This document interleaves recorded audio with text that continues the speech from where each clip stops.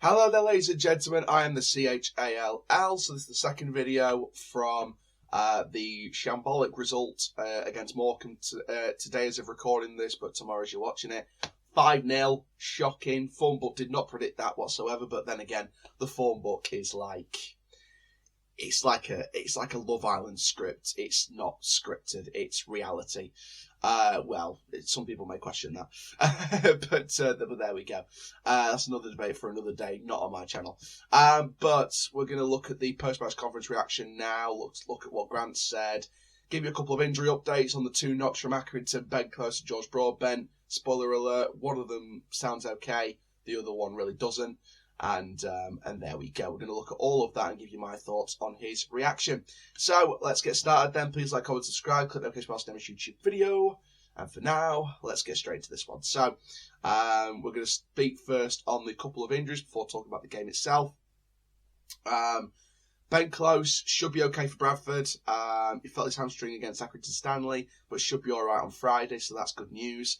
Obviously, we don't want to risk him too early if he's not 100% fit to start on Friday, so we may have to go with that midfielder, Biggins and Bailey, and maybe throw Rowe in there if he's fit enough to start this game, because obviously he was on the bench for the Morecambe game, so maybe he wasn't fit enough to start, and hopefully he will be for Friday. I'd maybe look at reverting to the 4-3-3, and maybe going for Bailey as the number 6, Biggins and Rowe in front of him, and then drop either Fowler or Ironside onto the bench, and then look at playing Hurst and Molyneux as your wingers, and then look at doing a senior Nixon right back, left back and right back respectively. So senior on the left, Nixon on the right, and then Anderson and Bailey or Oliver and Bailey as your centre backs. I'd even give Lawler a chance in goal. You know, I back Lewis Jones, but I'd maybe look at giving Lawler a chance now and seeing how he does against a team like Bradford. It's just kind of compare and see who's the more. I know Jones has had his form before the game against Morecambe, but let's see what Lawler does in a league game now, back again, and see how he does. In my personal opinion, I think, like I said, there's a couple of youngsters pushing to start. Like I said in the match reaction, people like Kulea and Goodman are pushing for a place to start that game. But George Broadbent, that's the one we were worrying about, and it's the one we had a right to worry about. He's out for a projected 6 weeks. Now, that is another midfielder gone out the lineup, which means, and I don't need to keep pushing it, we need another centre midfielder in January, maybe even 2. And I get why people are saying, we've got these injured players, we don't need more midfielders. If we can't control the midfield with the current players we've got, maybe we do need a midfielder, and maybe we need the focus of a controlling midfielder who will dictate the play from back to front, dictate the link-up play between back to front as well. Someone who's a brute, someone who does the defensive duties when need to, someone who controls the tempo of a game to the standard that their teammates want, a proper holding midfielder that's going to compete with Close for a place, who will fill his slot. Obviously, Broadbent's a bit of a playmaker, a bit of a holding playmaker as well. He's a competitor on the ball, so again, we might need to look at something like that for a type of midfielder. And there are people out there. It doesn't have to be, undisclosed fees. It can be, people that's out of contract in 6 months, or players that are getting to a point where they're out of contract that done their brilliant best in Ireland and places like that. So, the players are out there. It's just a case of how we recruit. But yeah, Broadbent out for projected 6 weeks. That's obviously not great news, and I do wish George all the best. Spoke to him after the game, along with Liam Ravenhill and Bobby Faulkner. Absolute legends, and hope you're all doing well. On Kulea and Goodman, quickly before we go into the actual game itself, aggression and appetite, they were pleased to see that. Too many of our team not getting around the pitch. Of course, they are going to digest this before thinking of Bradford. They lost every single due bar in the odd ball through involving Ironside on the one occasion or 2 occasions.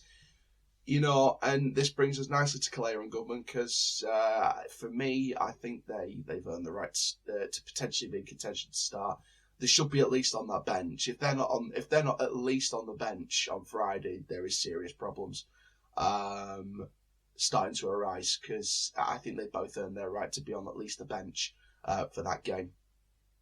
And the bench will become a little bit better if you go with the 4-3-3 and you drop either Fell or Ironside. I think based on today's performance, you probably drop Fell to the bench and you keep Ironside because of the way the 4-3-3 utilises Ironside's strengths as a target striker, who will poach off the shoulder as well. So maybe something to look at. But for me, I think Calera and Goodman should be at least on that bench. Otherwise, unless it's an injury problem or a fitness problem, then there are problems arising. But no, let's get straight onto this game then. So on the result, we got what we deserved, said Grant McCann. Worse we've been, poor, lost too many duels, didn't start well, let them in too easy, nowhere near it, rightly and deservedly got booed off the pitch. That's one statement that I will say. And I know many Rovers fans don't like fans booing players off the pitch, but I think today was, in my personal opinion, justified.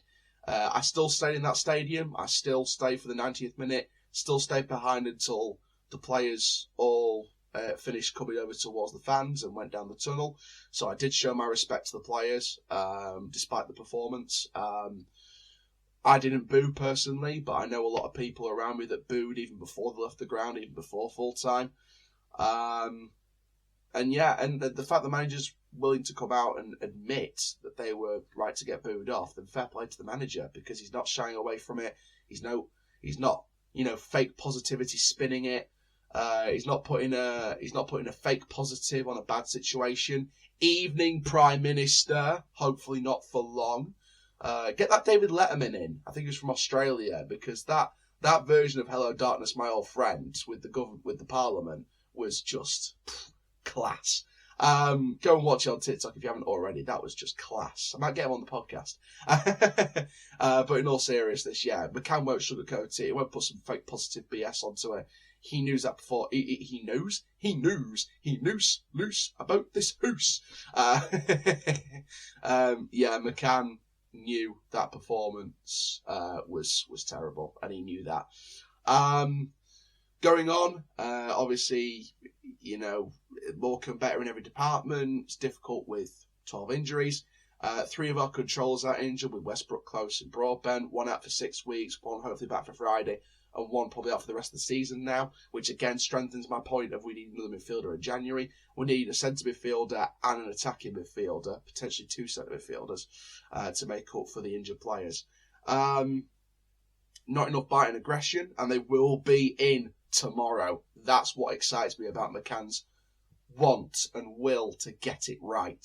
They will not get a day to rest. They will be in Cantley Park tomorrow, as of today when you're watching this, and they will sit through that performance and say what went wrong, what went right. Not a lot went right, but what went wrong, presumably the most, will be discussing, and what they will do, what they must do on Friday to work at that.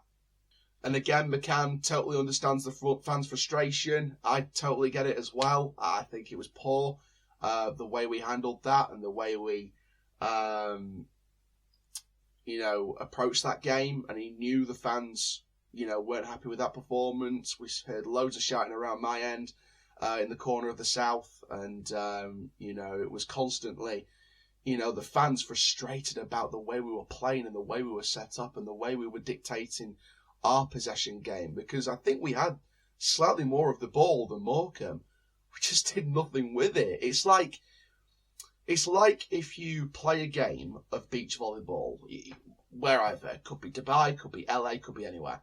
You play a game of beach volleyball, you could pat it around with your teammates as hard as you can, as skillful as you can. Look at me, I can do juggling with beach volleyballs, and then suddenly out of nowhere you'll pat that ball over the net and someone will just go like a mallet with a whack-a-mole, thwack, and you will lose that game, or you will lose that point. It is as simple, as straightforward as that. And yes, I'm using a beach volleyball reference because the Olympics are next year. See you in Paris, lads and lasses. See you in Paris. But yeah, it was... McCann knew how frustrated the fans were, and he no shame in admitting that in the press conference. Hurt and disappointed. The amount of home goals conceded was embarrassing. Again, that's another big statement in the press conference. The amount of goals we conceded at home this season is embarrassing. Even though we're in a process and a project, it's still shameful, and we need to be shoring up on that, which is why centre back is on my general list as well. When people aren't working, they need to be addressed. And that's the last major talking point of this press conference. If people are not working to the best of their ability, they need to be addressed, not confronted, but they need to be addressed. They need to be honest about it as to why they're not working up to a level that we know they can be. And because they are a good group of players, we're not going to suddenly talk about, oh, they're the worst group of players in the world. That was the previous couple of years. But in my personal opinion, this is a good group of players that just need that extra bit of quality added onto it. And it's going to be hard. It's going to be hard to attract that level of quality in January. That's going to come in and start straight away and things like that. But that'll come with patience, that'll come with time, and that'll come with McCann promising these guys this project. I mean, is there any wonder why David Rennie's our new head of medical? The experience of getting promotion with Leicester in League One, in the Championship, winning the Premier League with Leicester, being at Bristol City, spent some time in non-league with Curzon Ashton. But there's a reason why David Rennie came to us. He believes in the project we're trying to build. He believes in what McCann wants to do with this squad, and he knows he will be backed. And what David Rennie's here to do from an injury and a physio type standpoint is he is here to reduce the amount of setbacks, reduce the amount of reoccurrences of past injuries, because let's not play it down here. Half the injuries we've got are players that have had reoccurring, well, I wouldn't say half, but I'd say nearly a half. At least some of the players that are injured, these are injuries that have come from other injuries that were suffered during last season and even the season before that. Taylor, for example, is 2 seasons worth at least. This is from past regimes and past involvements of medical staff and past mistakes made from the specialists over in London, because let's not beat around the bush here. I don't know if it's all the squad, but I know for a fact some players will go and see a specialist in London for things like major injuries. And I know there's specialists involved in other parts of the country, and we know the physical physio staff, that's a tongue twister in itself, will get involved and all.